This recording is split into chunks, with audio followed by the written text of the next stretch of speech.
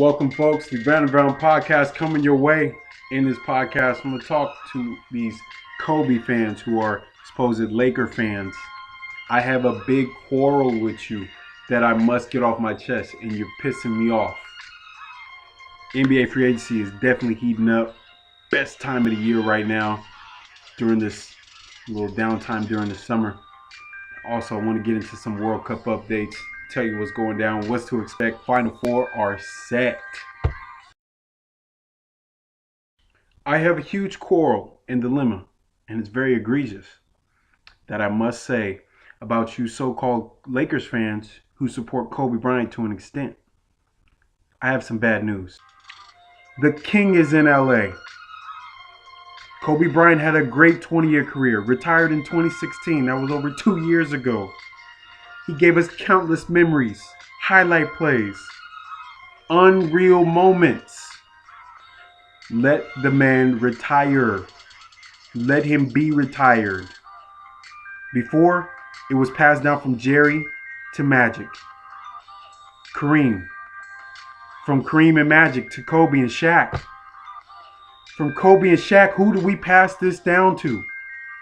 From Kobe, who is the next great in Los Angeles?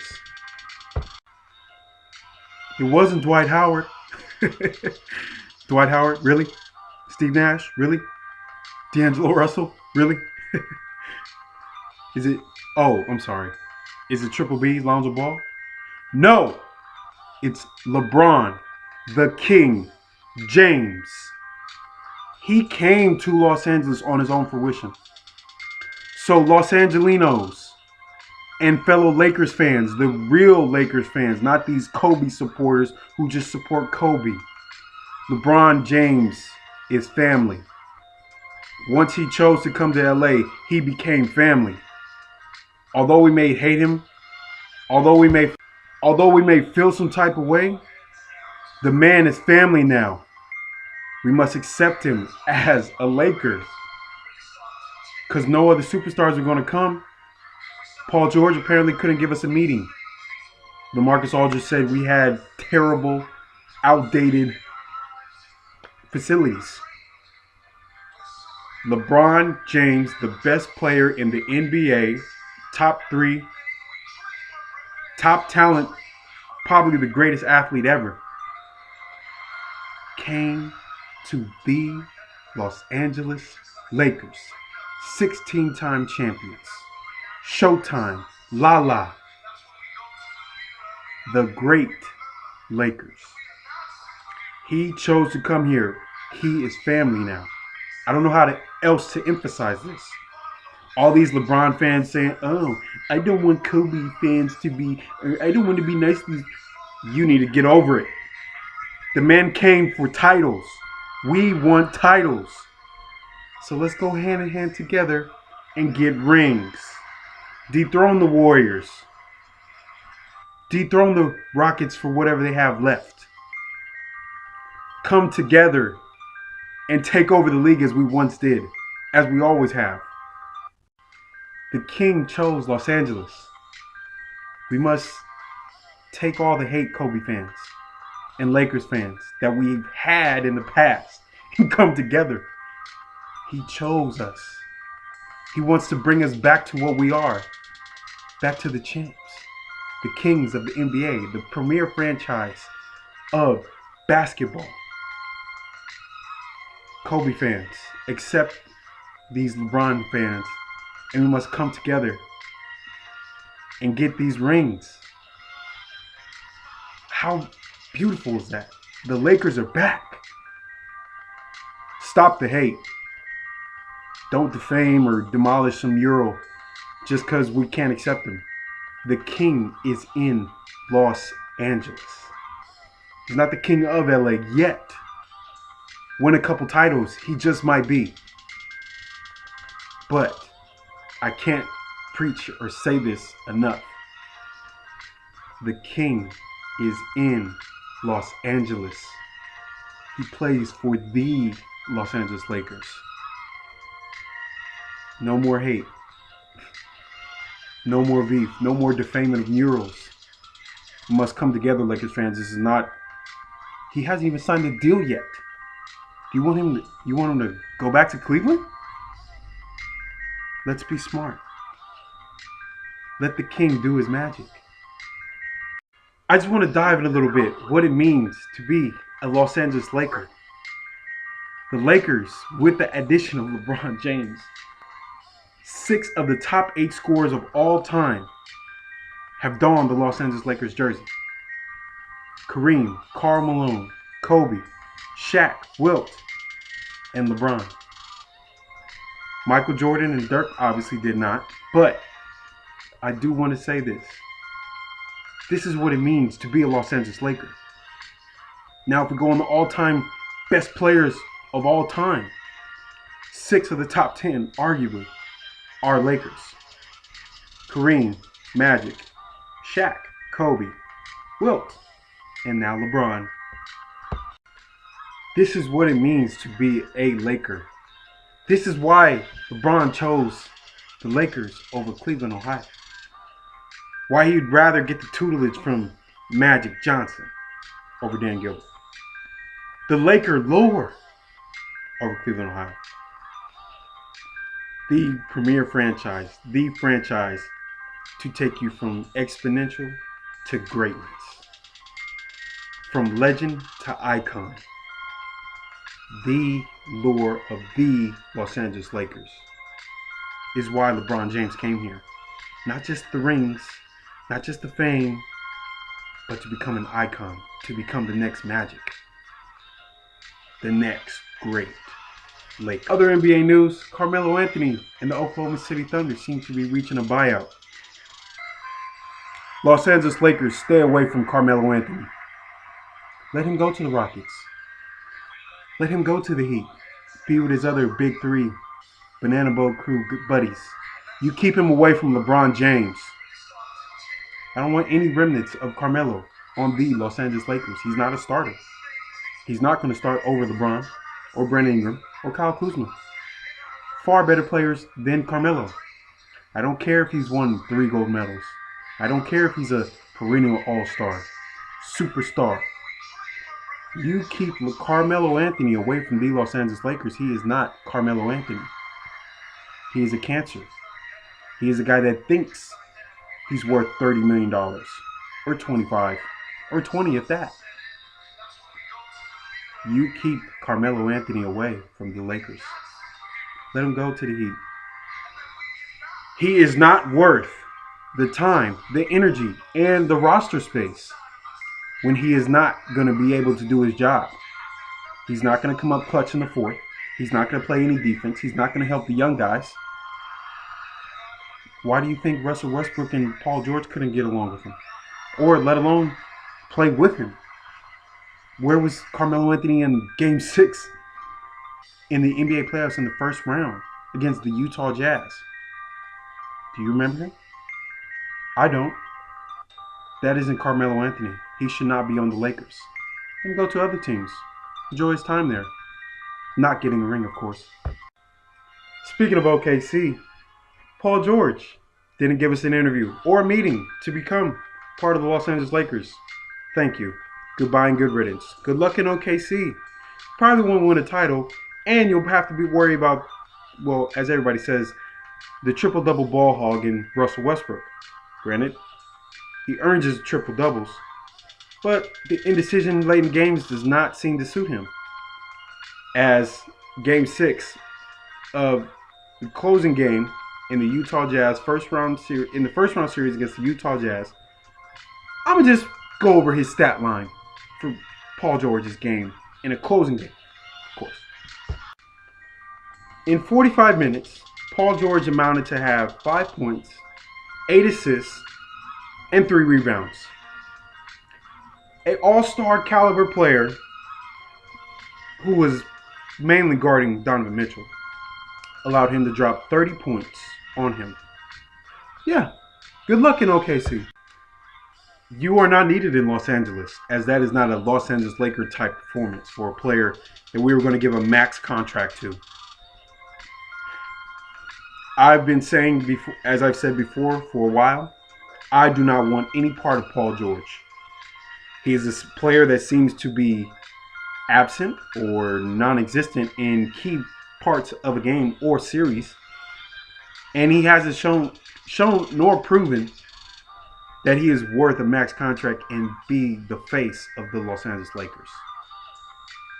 Better yet, to give it to LeBron James, a true superstar, a superstar who's carried lesser teams to the finals in the East. Granted, it's the Western Conference, but combined, good riddance. Good luck in OKC, Paul George. Good luck with Russell Westbrook. And good luck going up against the Warriors or the Lakers or the Rockets.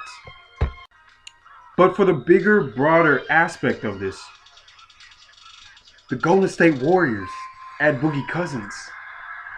Boogie, DeMarcus Cousins, is a Golden State Warrior. Believe it. It happened.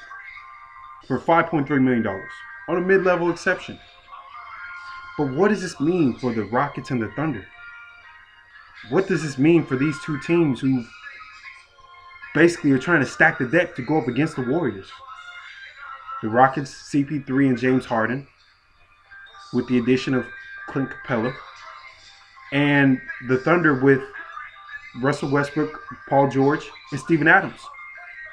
Did their chances to at least get a championship or get to the finals close like this? With the addition of, with LeBron in Los Angeles and Boogie in Golden State? Russell Westbrook got to the finals in 2012, as did James Harden. From 2012 to 2018, they seem to have this window to get to the finals. James Harden's been to the conference finals twice. Russell Westbrook once since then. And that was with KD. KD seems to have made the chess move by going to Golden State and getting 2 titles before his former teammates. But really, what does this mean for these two great players? Westbrook and James Harden. I think their window is closed because with LeBron in LA, KD in Golden State, and with Curry, Clay, and Draymond Green, the window is closed on the Rockets and the Thunder from basically winning the title. James Harden might be an all-star perennial player. He might be the next Karl Malone, John Stockton with Russell Westbrook, Gary Payton before he went to play with the Heat and won a title in 2006. These two great players might not get the chance to play in the finals. If they do get in the finals, they could be going up against a great Boston team or a great Philadelphia team. But will they pull it out? Did their chances close this much, just as the Clippers did when they had Chris Paul, DeAndre Jordan, Blake Griffin, Jamal Crawford, JJ Redick on their teams, with their head coach is Doc Rivers? Their window closed like that when Golden State went to the finals in 2015 and beat the Rockets. When the Rockets beat the Clippers and came back from on a 41-9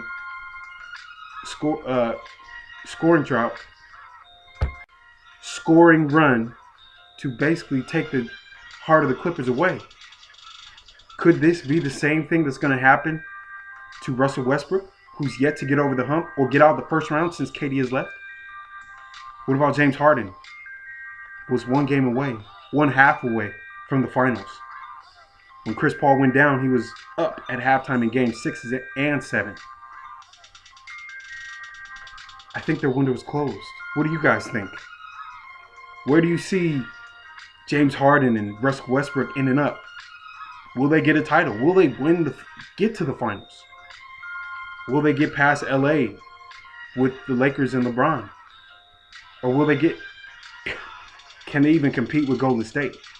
Where do you see them ending up in a stacked Western Conference next? As a late addition to NBA free agency, has still continue on, but the tracks have slowed up a bit with the big free agents going to their teams, of course, on the first day. But Kyle O'Quinn, the former Knick, has signed a 1-year, $4.5 million deal with the Pacers.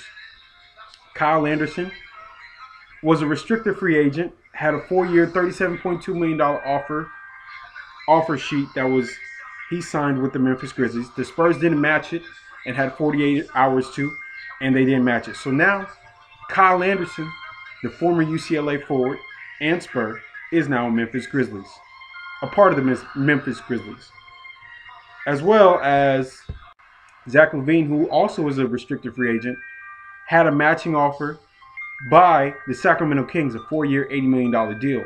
Now, before this deal was given to him and he signed it, he was kind of disappointed that the Chicago Bulls didn't offer him sooner.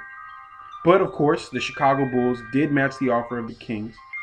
Now it remains to be seen. Will he remain with the Bulls, or will Zach LaVine become the highlight dunk reel?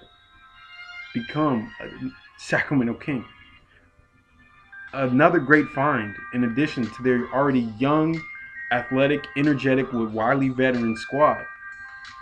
What will the Kings do next? Try to make a move to have a great young team and do some type of damage, as I talked about before in my other podcasts, in the Western Conference. And also, Yusuf Nurkic, the big man center for the Portland Trailblazers, signed a 4-year, $48 million extension with the team, which further enhances or bona fides their team to having basically a three-headed monster full of great young players in Dame Lillard, CJ McCollum, and Yusuf Nurkic. And then also a candidate to be up for free agency in 2019, Devin Booker signed a 5-year, $158 million deal to re-up and stay with the Phoenix Suns. Another team that I talked about before in my podcast as being another young team that could do some type of damage in the West with Josh Jackson, DeAndre Ayton, and Devin Booker. To go with wily veterans and Jared Dudley, Tyson Chandler, and a group of young kids on the squad. What's to behold of the Suns and the Kings making these great moves? Or potentially, if the Kings do get Zach LaVine or another player, will they contend for the West or the 8th spot in the West? Or be in contention at all? Our first quarterfinal matchup in these World Cups, France versus Uruguay. France beat Uruguay 2-0 to surpass Uruguay's great defensive team and holding Luis Suarez to becoming a non-factor as they completely dominated Uruguay, minus Edison Cavani, their great goal scorer. And this means that France goes on to the semifinals of these World Cups, guaranteeing a spot in the Final Four. But what does this mean for Uruguay? Quite possibly a golden age for their team, for their squad. This might be the last we'll see as the great Uruguay team. The 5-time champs in Brazil going up against the great golden age in Belgium. Belgium beat Brazil 2-1 by an own goal on the helps of Brazil and Kevin De Bruyne sealing the deal with an equalizer. But Brazil did try to come back with a late goal, but it wasn't enough. Basically, shooting 3 times as many shots on goal than Belgium and having the possession for most of the second half, Belgium absolutely showed their dominance in how this golden age of a squad shows that they can compete and they will be a threat going up against France in the semifinals, and they can win these World Cups. What does this mean for Brazil? With Brazil out, this means this is the first time ever in these World Cups that we don't have Argentina, Brazil, or Germany getting past or getting to the semifinals. But what does this mean for Brazil? Neymar, the great players, Thiago Silva. Will we see this golden age? Can they actually get over the hump now? Can Neymar lead his team? Although he didn't play his best by, faking or trying to get fouls or couple penalties in the box. What's next for Brazil? And as for Belgium, can they beat France? Who or which young squad for their golden age will France, with their many talents of Mbappe, Pogba, Griezmann, can they overcome the De Bruyne Lukaku, and Hazard. Eden Hazard. Who's gonna win? Who's the favorite coming out of this matchup of two great Golden Age teams? But let's go to the other side of the bracket. England versus Sweden in our third quarterfinal matchup in these World Cup. Sweden was no match for the dominant young squad in England as England beat Sweden 2-0, and England reaches the semifinals for the first time since 1966 when they were the eventual champions. But what is this? Does this happen to be a bit of jinx because Zlatan Ibrahimovic and David Beckham made a bet before this English and Sweden matchup? Could it be? Who knows? But we do know Zlatan will be eating some fish and chips with an English jersey on in Wembley Stadium next year for the upcoming season in the Premier League. But Sweden moves on to the semifinals. The Wonder Kids, the young squad that no one expected to get this far. But can England win it? Will the hopes of the United Kingdom come alive as they get to the semifinals? Can they beat France or Belgium if they happen to face them? Or Russia, Croatia, the final matchup of these quarterfinals in the World Cup, and quite possibly might be one of the best games in these World Cup, and for sure is the best game in the quarterfinals. Russia went up early, Croatia tied it up into extra time. Croatia went up early, and Russia tied it up at 2-2. We go to PKs, and Croatia outlasts Russia, beating them 4-3 on penalty kicks. And the host nation, miracle, Cinderella run comes to an end. And Croatia, with their own golden age of a team, surpassed Russia in the upset. And they will face England. Will England beat Croatia and get past their own golden age of a team? Or will Croatia go up against the two other favorites in Belgium and France? These are going to be some exciting and very, very, very great semifinal matchups. We must enjoy this because this is going to be great. Headline matchups in France and Belgium with great unexpected golden age teams and young squads in Croatia and in England. Who's gonna get to the finals? I personally, speaking from the outside looking in, I think I see Belgium outlasting France. Lukaku might be just too much, and De Bruyne and Hazard and company might be too much for France. They seem to have luck on their side. And on the other side of the bracket, I do see Croatia outlasting England. England is young. England has a nice squad. But Croatia, Modric, Rakitic, Mandzukic, Perisic, and Kovacic, I think are just too much. I think they're too much for England. And it will have Belgium against Croatia in the final, with the third place finish being France and England. Enjoy the World Cup. It's here. Semifinals, Final Four on the way. And lastly, with the message of the day, I do want to say this. Money isn't everything. I recently heard on the radio that an NBA player chose happiness over money. He could have had a lot more money and better places to play basketball, but he chose happiness, a winning team. Some players, some people choose money, and it's not everything. Money can't buy you happiness. Money can't buy you joyfulness. Money can't buy you that. You must earn it. You must find it. You must seek it. In order to truly be happy, is money really the thing that you need?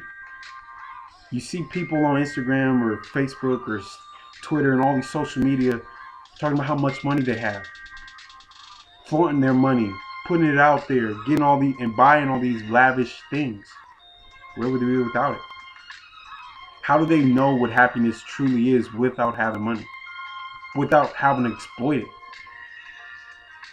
It's a big problem that we have today, where people choose money over really what it really means to have a life, which is to be happy, have a family, grow, love, care for one another. This money thing is not everything for everybody.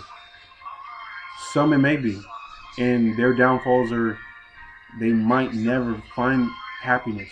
They don't know what it is yet, and it'll take them till their old age or when they become wiser and see that money isn't really everything. In order to truly have what we all want, which is a great life, is to give up some of that money. Let others see what it feels like to have that kind of happiness without having to worry about bills or without having to hold money. Which is why Jay-Z said the famous line in his story of OJ, "You're on the gram holding money to your ear. There's a disconnect. We don't call that money over here." Think about that line. When I thought about that line, how it hit me, it shows that you don't need to flaunt your money. You don't need to show your money. You make it grow. And that money in itself create happiness, because you can grow your money without having to show for it, and you can live happy. You don't have to worry about things. Stress. What you're going to do the next month, how you're going to eat, where you're going to go for vacation. So again, listen, everyone out there listening to this cast, money isn't everything. Happiness, love, life, that's everything. This is only but a small thing that we all love to choose from. Money isn't everything. Lastly, show of the day that I want to tell you guys about. It premiered a couple weeks ago, but it's a good show. It's called Preacher on AMC. And this show is about a preacher who has a demon inside of him, and how that demon can control and give him powers like God. But he's trying to find it in himself. Is he a preacher, or is he a demon, or is he both? So he goes through these adventures and tries to use the power of this demon, or this godlike demon, and manipulate people into becoming or being a part of his, as a preacher, basically, being a part of his church. But he also has these enemies that try to take the demon away from him, from heaven. And he's just going on this adventure to master and harness the power and find God, and ask God how and why is he doing what he's doing. How can he get rid of this power? How can he use it to do right, which he wants to use it as? But these things that keep pulling him away from doing it create him to be this evil guy, to be this evil person, which he's not. But thank you for listening to the show. This has been the Lebron Brown Podcast. Again, I want to thank you for listening to my show, the Lebron Brown Podcast. There will be more in store. Look out for it. You can subscribe here to the various social media accounts. Thank you for listening. Peace and love.